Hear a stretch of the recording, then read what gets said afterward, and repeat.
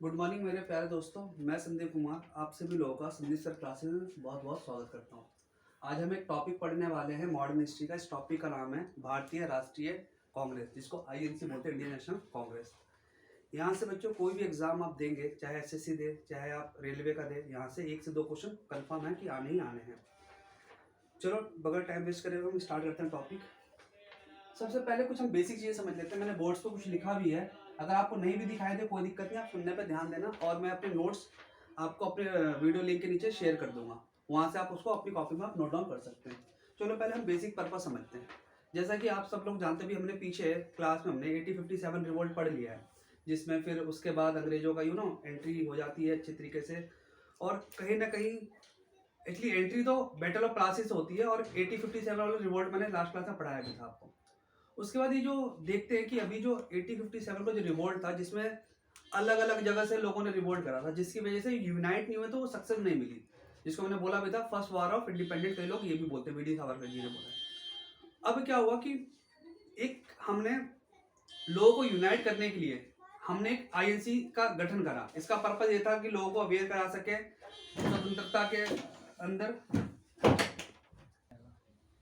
तो इसमें हमें ये जो भारतीय राष्ट्रीय कांग्रेस के बारे में पढ़ना है, इसमें लगभग इसका पर्पज ये था कि कि हमें अब लोगों को यूनाइट करना है, लोगों को समझाना बुझाना है, जैसे रिवोल्ट 1857 में अलग अलग जगह से कर रहे थे, तो इसका पर्पज ये था।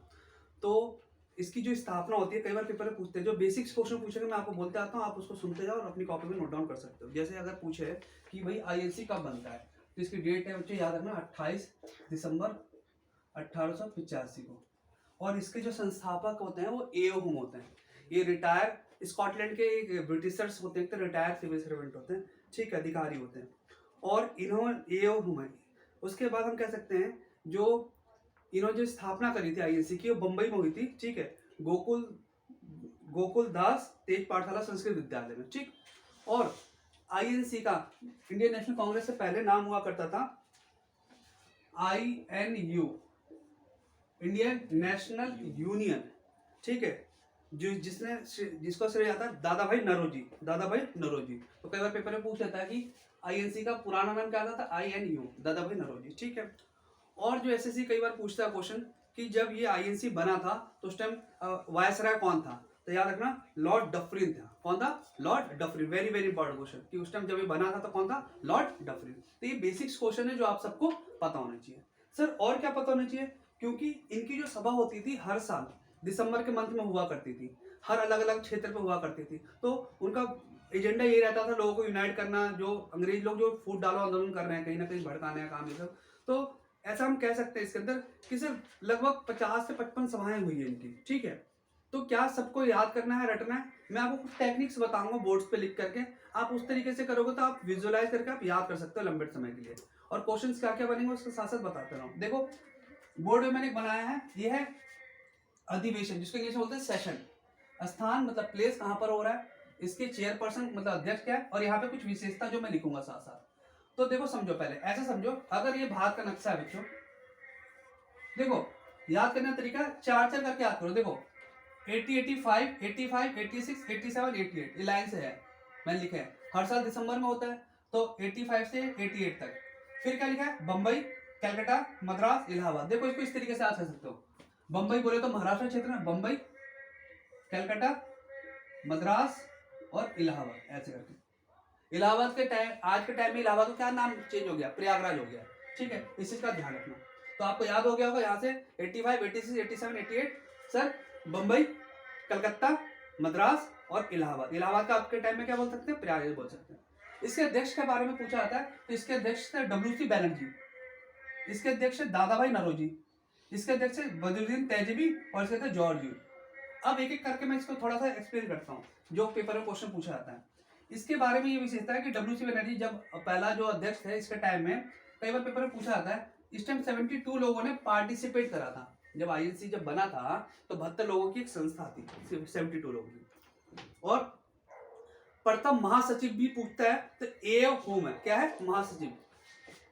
प्रथम महासचिव जो है AO, ठीक। तो डब्ल्यूसी बनर्जी से एक पॉइंट याद रखना कि अगर पेपर में क्या पूछेगा कि आईएनसी का पहला अध्यक्ष कौन था, पहला क्वेश्चन तो डब्ल्यूसी बनर्जी था। वो कौन सा अधिवेशन में था और कहाँ का स्थान, बंबई का, कब का, ये पूछ लेगा। क्या खासियत है, ये थी खासियत है। देन दूसरा व्यक्ति दादा भाई नौरोजी। दादा भाई नौरोजी के बारे में ध्यान रखना कि ये 3 बार बनते हैं आईएनसी के अध्यक्ष। एक बनते 80, 86 जो कि यहाँ पर दे रखा बच्चों ऑलरेडी, फिर है 80, 93 और एक बनते हैं 906 में। तो याद रखना दादा भाई नौरोजी 3 बार अध्यक्ष बनते हैं। ठीक, कितनी बार बनते हैं, 3 बार। उसका टाइम पीरियड मैंने यहाँ दे दिया, इसके बारे में खासियत है। देन थर्ड जो है मद्रास वाले बदरुद्दीन तैयबी, ये भारत के पहले मुस्लिम अध्यक्ष होते हैं। तो कई बार एसएससी पूछता है कि आईएनसी का पहला मुस्लिम अध्यक्ष का नाम बताएं, तो आंसर होगा बदरुद्दीन तैयबी। तो कह सकते हो ये क्या है, फर्स्ट मतलब प्रथम मुस्लिम अध्यक्ष। ठीक, देन फोर्थ वाले आते हैं जॉर्ज यूल, जो इलाहाबाद का था। जॉर्ज यूल क्या है, पहले गैर भारतीय, बोले तो जो भारतीय नहीं थे तो गैर भारतीय बोल सकते हैं। क्या बोल सकते हैं, गैर भारतीय। ठीक है, तो आई होप आपको ये 4 समझ में बहुत अच्छे से आगे होंगे। देन हमेशा पढ़ने के बाद रिकॉल करा करो, माइंड में रिकॉल करो। जितनी बार रिकॉल करोगे दिमाग में उतनी अच्छे से सेट होगा। सर आप हमेशा ये डायग्राम याद करने का, बंबई, कलकत्ता, मद्रास, इलाहाबाद, 85, 86, 87, 88। फिर क्या बोलेंगे, डब्ल्यूसी बनर्जी, दादा भाई नौरोजी, बदरुद्दीन तैयबी, जॉर्ज यूल। इसका टाइम में 72 लोग थे मेनली। इसका टाइम में 3 बार अध्यक्ष बन चुका है। ये प्रथम मुस्लिम था और ये फर्स्ट गैर भारतीय था। ठीक है, तो यहां तक आई थिंक आपको समझ में आ गया होगा। ठीक है, अब एक चीज ध्यान रखना, ये जो नोट्स में है मतलब इसका जो पर्पस है बच्चों कि जैसे डब्ल्यूसी बनर्जी हिंदू थे, ठीक है, ये दादा भाई नौरोजी पारसी थे, और जॉर्ज यूल अभी मैंने बोला फर्स्ट मुस्लिम अध्यक्ष था, और वो क्या था, ईसाई था। तो कहीं ना कहीं इसका जो पर्पस है आईएनसी का कि सारे धर्म को लेकर के लेके साथ चलना। क्योंकि अब उनको समझ में आ गया कि अगर हम एक साथ नहीं होंगे ना तो काम नहीं बन पाएगा, इसलिए हम अध्यक्ष अलग अलग है। और एक चीज ध्यान रखना, पेपर में मोस्टली जो होगी आंसर जो आएगा कलकत्ता ही रहेगा, ज्यादातर जगह पे कलकत्ता पे हुआ था। ठीक है, टोटल ऐसे 55 के आसपास हुआ था सभा है टोटल। ठीक है, तो हमने 4 याद कर ली। चलो अब इसका आगे हम पढ़ते हैं, इसके आगे देखते हैं। तो ये 4 याद हो गया होगा आप सबको, 85, 86, 87 ऐसे करके याद हो गया होगा। चलो मैं आगे इसके आगे बता रहा हूँ आप सबको।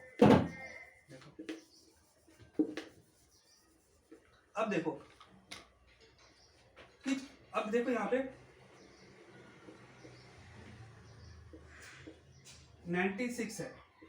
ठीक, 96, 1905, 1906 और 1907। ध्यान रखना मैं सारे नहीं ले रहा, जो पेपर में इंपॉर्टेंट है वो वाले में कवर कर रहा हूँ। 96 के अंदर ये है कि ये जो सेशन हुआ था कलकत्ता में हुआ था, और इसके जो अध्यक्ष थे रहमतुल्लाह साहनी थे, रहीमतुल्लाह साहनी। एक्चुअली इंपॉर्टेंट इसलिए है क्योंकि इस टाइम पहली बार वंदे मातरम गाया गया था। पहली बार वंदे मातरम गाया था इन्हीं के टाइम में। किसने गाया था वंदे मातरम, पता है आपको? बंकिम चटर्जी ने गाया था। ठीक है, यहाँ पे एक चीज बता देता हूँ, बंकिम चंद्र चटर्जी, ठीक है, जिन्होंने वंदे मातरम गाया था, वंदे मातरम। ठीक, अब आते हैं, तो सर ये याद हो गया, ये सेपरेटली याद करना, वो 4 इकट्ठे याद करना, इसको सेपरेट याद करना। अब देखो 3 लाइन से 1905, 6 और 7। 5 में क्या हुआ था याद रखना, 5 का जो है जो आईएनसी का सभा हुआ था वो वाराणसी में हुआ था। ठीक है, वाराणसी, जिसके तो अध्यक्ष गोपाल कृष्ण गोखले थे, गोपाल कृष्ण गोखले। ये गांधी के गुरु भी थे, आगे चल के आपको बताऊंगा मैं। ठीक, और इनके टाइम में फर्स्ट टाइम स्वदेशी की बात करी गई थी। अच्छा। भंग आंदोलन की, स्वदेशी अपनाने की बात करी गई थी कहीं ना कहीं। तो यहाँ पे ध्यान रखना, इसके टाइम में क्या हुआ था, स्वदेशी। जो आजकल बीजेपी को मतलब गवर्नमेंट क्या कह रही है, स्वदेशी। ठीक है, अपनाओ, चाइना की गुड्स को बॉयकॉट करो। ठीक है, देन 6 वाला जो 1906 में हुआ कलकत्ता में, कहाँ पर, कलकत्ता में। इसके जो अध्यक्ष थे दादा भाई नौरोजी। याद करो जब मैंने डब्ल्यूसी बनर्जी यहाँ पे दादा भाई नौरोजी लिखवाया था तो 3 लिखवाया था, उसमें 1906 भी था, ये वही है 1906। क्यों इंपॉर्टेंट है, इसके अध्यक्ष का याद रखना, दादा भाई नौरोजी। ये क्यों इंपॉर्टेंट है, क्योंकि यहाँ पे फर्स्ट टाइम स्वराज की वर्ड की बात हुई थी। स्वराज मतलब सेल्फ रूल की बात करी गई थी। हम भैया किसी का उस पर दबाव पे नहीं रहेंगे, स्वराज शब्द का इस्तेमाल। तो कई बार पेपर में ऐसे ऐसे पूछ लेता है कि स्वराज शब्द किस आईएनसी की मीटिंग में इस्तेमाल हुआ था या यूज करा गया था। तो ऐसे बोल सकते हो भैया, ईयर पूछेगा तो 1906 हो गया, स्थान पूछेगा कलकत्ता हो गया, किसके टाइम में, दादा भाई नौरोजी उसके टाइम अध्यक्ष है। तो ये पॉइंट्स इंपॉर्टेंट है जो आपको याद होनी चाहिए। देन 1907 के अंदर इंपॉर्टेंट है बच्चों, 1907 के अंदर सूरत में हुआ था, जिसके अध्यक्ष थे रास बिहारी बोस। रास बिहारी बोस वही बहुत इंपॉर्टेंट क्वेश्चन। इस टाइम ना जो कांग्रेस थी वो दो पार्ट में बढ़ गई थी, नरम दल और गरम दल, जिसको इंग्लिश में बोलते हैं मॉडर्न एक्सट्रीमिस्ट। ठीक है, कुछ लोग को वो अंग्रेजों की जो चीजें जो कर रहे हैं उनके पक्ष में कहते थे कि जो कर रहे हैं ठीक है, आगे आज़ादी मिल जाएगी। ऐसे कुछ लोग कह रहे हैं नहीं नहीं हमें आज़ादी अभी चाहिए समथिंग। तो ऐसे समझ लो, आगे चल के मैं डिटेल में बताऊंगा। अभी बस फिलहाल हमारा जो टॉपिक है उससे भटकने की जरूरत नहीं है। बस ये याद रखना कि सर जो सूरत अधिवेशन था उस टाइम पे कांग्रेस दो भाग में बट गया था। तो पेपर ये पूछेगा कि किस अधिवेशन में कांग्रेस दो भाग में बट गया था, तो आंसर होगा सूरत अधिवेशन। कौन सा साल, 1907। उसके अध्यक्ष का नाम रास बिहारी बोस। ठीक है, इस चीज का ध्यान रखना। और एक पॉइंट यहीं पे मैं क्लियरिफाई कर दूं यहीं पे कि जो कांग्रेस टूटा था ना, एग्जैक्ट बोला जाए तो 1916 के अंदर लखनऊ में सेशन हुआ था। लखनऊ में जो सेशन हुआ था जिसके अध्यक्ष थे अंबिका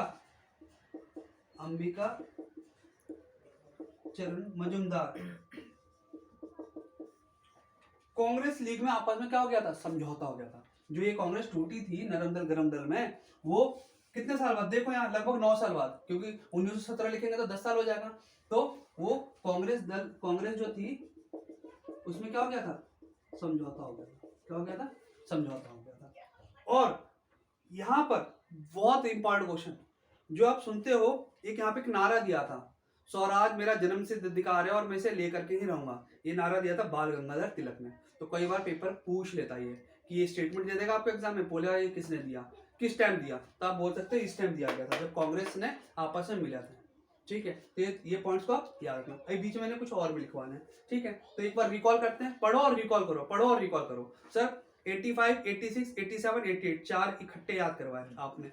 86, 96, 80, 96 को अलग से करवाया, जिसे बोला कलकत्ता में होता, रहमतुल्लाह सानी थे और उस टाइम वंदे मातरम गाया गया था। ठीक है, और इसको इंग्लिश में बोलते हैं वंदे मातरम नेशनल सॉन्ग था। क्या था, नेशनल सॉन्ग, बंकिम चटर्जी। ठीक, इसलिए फिर सर ने कहा कि 5, 6, 7 इनको लाइन से याद करने का। तो 5 में था वाराणसी, गोपाल गोखले, स्वदेशी।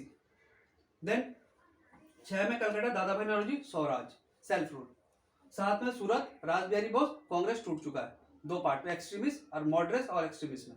देन इसके 9 साल बाद 16 के अंदर लखनऊ वाले में ये जुड़ गया, और यहीं पे बाल गंगाधर तिलक ने एक नारा दिया, स्वराज मेरा जन्म सिद्ध अधिकार है, मैं इसे लेकर के ही रहूंगा। आई होप आपको यहाँ तक क्लियर हो गया होगा। इसको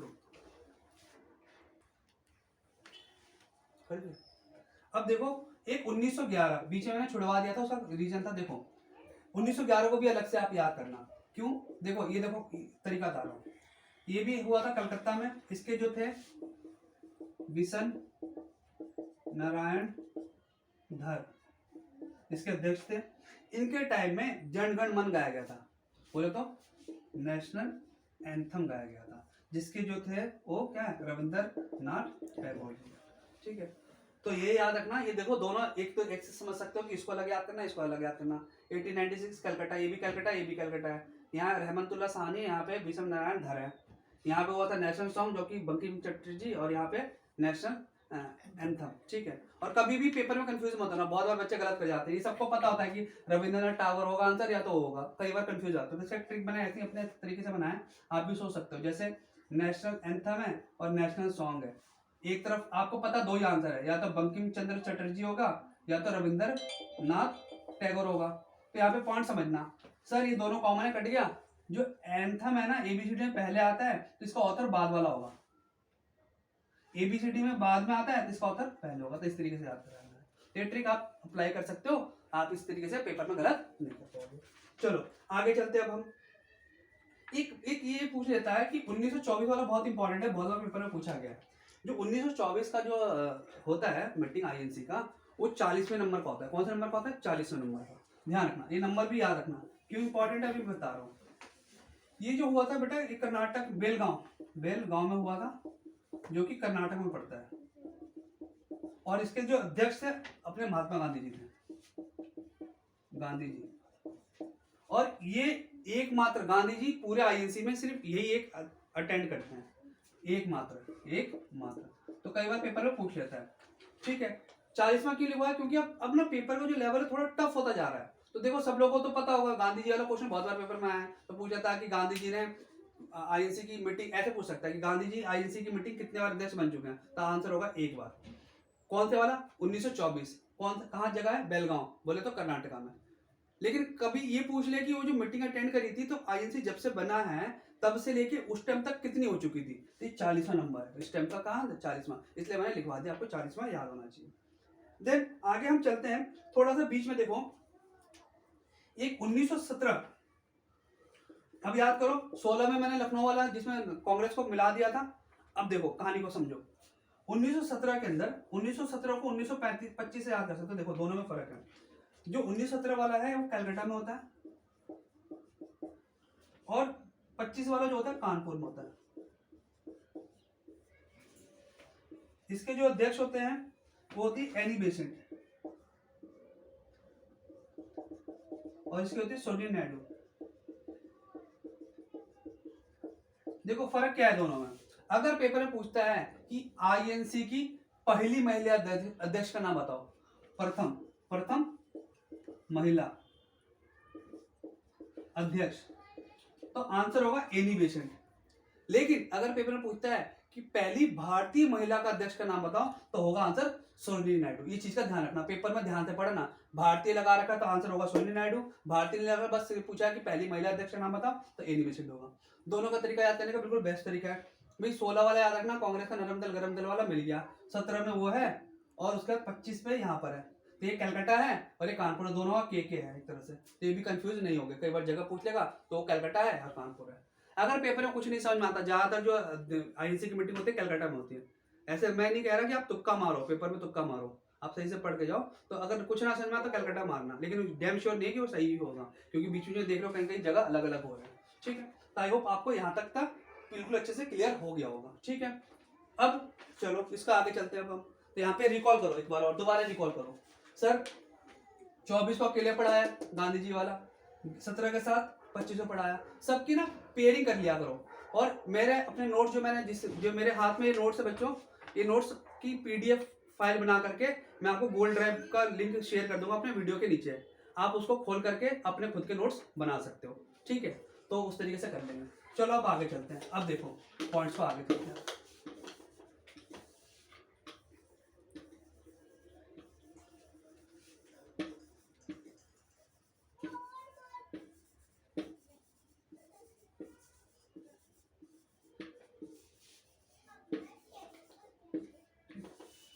अब देखो, अब क्या है कि आगे चल के जो और इंपॉर्टेंट है, जैसे एग्जांपल अब 1929 का आता है। ठीक है, लाहौर आपको पता है आज के टाइम में पाकिस्तान के अंदर भी। इसके जो अध्यक्ष थे जवाहरलाल नेहरू थे, जवाहरलाल नेहरू। ठीक है, और वेरी वेरी इंपॉर्टेंट क्वेश्चन, इन्होंने अभी पीछे पढ़ाया था स्वराज वर्ड शब्द का इस्तेमाल हुआ था, याद करो। 1906 में कलकत्ता में करा दादा भाई नौरोजी ने स्वराज। ठीक है, यहाँ पे हुआ पूर्ण स्वराज की बात हुई। क्या हुई? पूर्ण स्वराज। तो ये क्वेश्चन पूछता है कि पूर्ण स्वराज का किस आईएनसी में हुआ? तो लाहौर वाले में हुआ 1929 में, इसके अध्यक्ष थे जवाहरलाल नेहरू। अब ये भी ध्यान रखना, तो डेट थी 26 जनवरी 1930 की बात है। ठीक है, फर्स्ट सभा तो बोला ना कि भैया दिसंबर में होता हर साल। तो यहाँ पे जो 29 है ना, तो उसके बाद अगला कैलेंडर आएगा तो क्या होगा? 1930 होगा। इसी वजह से देखना, हर साल जो हम 26 जनवरी मनाते हैं ना, आप सबको पता है कि हमारा जो संविधान है 2 साल 11 महीना 18 दिन लगे थे बनने में, जो कि तैयार तो हो गया था सर 26 नवंबर 1949 को, लेकिन उसको लागू नहीं कराया था। लागू कराया गया था 26 जनवरी 1950 को। उसके पीछे कारण यही है, क्योंकि इसी दिन पे बोल दिया था, 26 जनवरी को ही बोल दिया था 1930 में कि हम कभी भी आजाद होंगे तो हम 26 जनवरी को सेलिब्रेट, उसी के ओकेजन में ही होता है हर साल। ठीक है, तो यहाँ पे एक पॉइंट या ध्यान रखना लाहौर वाला। देन 1931 वाला जो है कराची है, ठीक है, कराची है, इसके अध्यक्ष थे वल्लभ भाई पटेल। कौन थे? वल्लभ भाई पटेल। आपको पता है पटेल जी की मूर्ति भी लगी हुई है, बहुत बड़ी मूर्ति, ये उन्हीं है ना।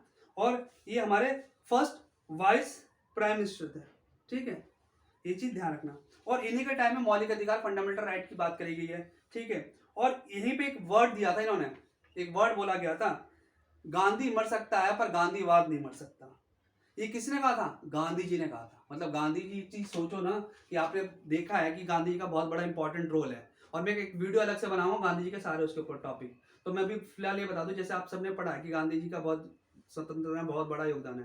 तो 1930 तक आते आते उन्होंने बहुत सारे आंदोलन भी करे थे, लास्ट में क्विट इंडिया मूवमेंट करा। तो यहाँ पे उन्होंने इस स्टेटमेंट में बोला था कराची वाले में कि गांधी मर सकता है लेकिन गांधीवाद नहीं मर सकता। मतलब जो उन्होंने चीजें सिखाई है, ठीक है, सत्य अहिंसा जो भी है, तो कहीं ना कहीं सर ये चीजें आपको समझनी पड़ेगी। तो ऐसे पेपर पूछ लेगा कि ये कौन से कांग्रेस अधिवेशन में नारा बोला गांधी जी ने, तो बोल देना 1931 वाला कराची वाला। ठीक, चलो अब इसका आगे देखो। अब सीधा आ जाते हैं 1937 पे। कितने? 37 में ध्यान रखना, फैजापुर, इसके जो अध्यक्ष है वही जवाहरलाल नेहरू थे। इंपॉर्टेंट इसलिए है कि पहली बार जो आईएनसी का जो मीटिंग हुआ इस बार गांव में हुआ। देखोगे इतने जितने भी मैंने अभी तक नाम लिखवाया, लाहौर, कराची, कलकत्ता, मद्रास, सब शहरों में हुए थे। तो अब जो पहली बार, ये क्या है, फैजापुर गांव का नाम है वहां पे, तो यहाँ पे पहली बार गांव में हुआ था। कहाँ पे हुआ था? गांव में। क्योंकि सर अब समझना पड़ेगा, हम 1937 पे आ गए हैं। हमारा देश आजाद 1947 में, लगभग हम आजादी के बिल्कुल नजदीक आ गए थे। अब अंग्रेजों को भी समझ में आ रही थी, और इन लोगों को भी समझ में आ रहा है जो हमारा पर्पस आईएनसी बनाने का वो फुलफिल हो रहा है। अब लोग अवेयर हो रहे हैं, समझ रहे हैं, तो अब कोई जरूरत नहीं ज्यादा समझाने की, सब लोग समझ चुके हैं। तो कहीं ना कहीं अब देखना यहाँ पे, ये वाला पॉइंट याद रखना 1937 वाला। फिर आप याद रखना यहाँ पे एक है 1938 और 39। यहाँ पे देखो, यहाँ पे एक इंपॉर्टेंट पॉइंट है। जो 38 वाला है ना, इसके अध्यक्ष होते हैं सुभाष चंद्र बोस। अच्छा, सुभाष चंद्र बोस से याद आया, अभी हाल ही में शायद 23 जनवरी था, शायद पीछे गया था, तो सुभाष चंद्र बोस की जयंती मनाई गई है। कौन सी जयंती थी? 125वीं जयंती मनाई गई थी। मैंने करंट अफेयर के नोट्स में भी आपको शेयर करे हैं, तो ये सब चीजें ध्यान रखा करो। अब जो पेपर की जो डिमांड है ना, जो एग्जाम आपसे एक्सपेक्ट करता है कि आप क्या करो, एप्लीकेशन बेस्ड जो क्वेश्चन बोलते हैं ना, मतलब वो कुछ नहीं सर, सिंपल सी बात है, जो चीज न्यूज में रहती है उसी से करंट कंटेंट में जोड़ लिया जाता है। अब जैसे यहाँ पे मैंने पढ़ाया सुभाष चंद्र बोस, रिकॉल कर लो सर, ये इंपॉर्टेंट इसलिए भी हो गया, ये तो यहाँ पे है ही है इंपॉर्टेंट, अभी 125वीं उनकी जयंती मनाई गई है। ठीक, अब यहाँ पे समझो, सुभाष चंद्र बोस 1938 में अध्यक्ष थे आईएनसी के। ठीक है, सॉरी यहाँ पे लिखना उसका नाम है सुभाष चंद्र बोस, यहाँ पे जगह का नाम लिखना है। यहाँ पे हो गया हरिपुर, ये पड़ता है गुजरात में। ठीक है, गुजरात में। और त्रिपुरी जो है एमपी वाला। एक्चुअली होता क्या है, सुभाष चंद्र, यहाँ पे तो सुभाष चंद्र बोस रहते हैं, लेकिन 39 में ना सुभाष चंद्र बोस के अगेंस्ट में कोई खड़े रहते हैं, व्यक्ति का नाम है उसका पट्टैया सीतारामैया, पट्टाभी सीतारामैया। एक्चुअली ये पट्टैया सीतारामैया जी थे, गांधी जी के फ्रेंड थे। और आपको पता है कि कई लोगों की आइडियोलॉजी नहीं मिलती है। सुभाष चंद्र बोस जी को गांधी जी की आइडियोलॉजी पसंद नहीं थी, कि उनका जो स्टाइल है आजादी दिलाने का वो मेरे को, तो कहीं ना कहीं यहाँ पे जो ओपोनेंट में खड़े थे, मतलब इसके अध्यक्ष बनने के लिए खड़े थे, तो इस टाइम तो ये बन रखे थे, तो इस वाले में ये खड़ा था तो ये हार जाता है। ठीक है, लेकिन आगे चल के भी मैं थोड़ी देर में इसी नोट्स में नीचे बताऊंगा कि आगे चल के बनता भी है, क्योंकि आगे चल के सुभाष चंद्र बोस जी को समझ में आ जाता है कि जो मेरा पर्पज है वही गांधी जी का ही पर्पज है।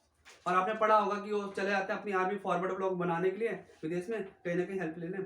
और यहाँ पे एक चीज ध्यान रखना, इनके अगर मैं बोलूँ इंपॉर्टेंट पॉइंट क्या है यहाँ पे इंपॉर्टेंट, तो इस टाइम प्लानिंग कमीशन की बात करी गई थी जवाहरलाल नेहरू जी ने 1938 में, जो आगे चल के देश आजाद हुआ तो प्लानिंग कमीशन बना, और आगे चल के फिर उसको चेंज करके नीति आयोग पे आ गया है।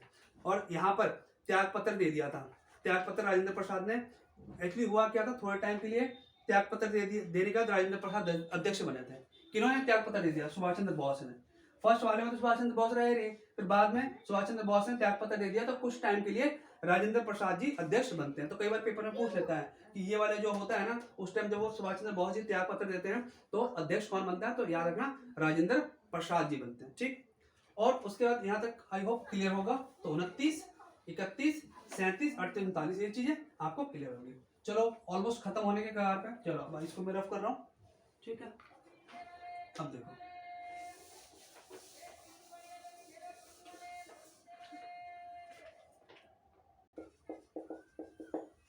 अब देखिए हम बिल्कुल नजदीक 39 खत्म हो गया, उसके बाद 40, 45। अब ना जगह की जरूरत नहीं है क्योंकि अब तक लोग क्विट इंडिया मूवमेंट भी हो चुका है 42 में, 1942 में, और भारत छोड़ो का वो नारा जो दिया था।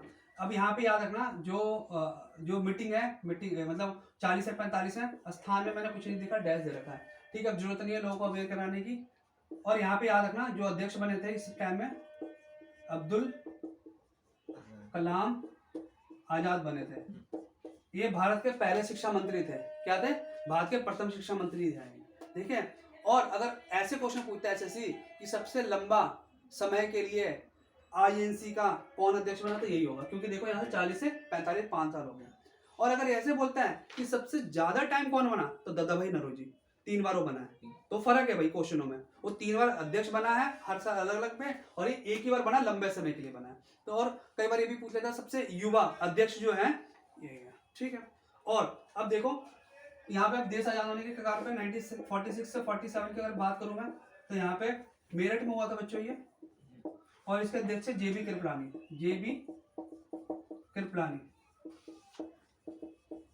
ठीक है, और ये स्वतंत्रता समय की बात है क्योंकि देश आजाद 1947 में 15 अगस्त 1947 को।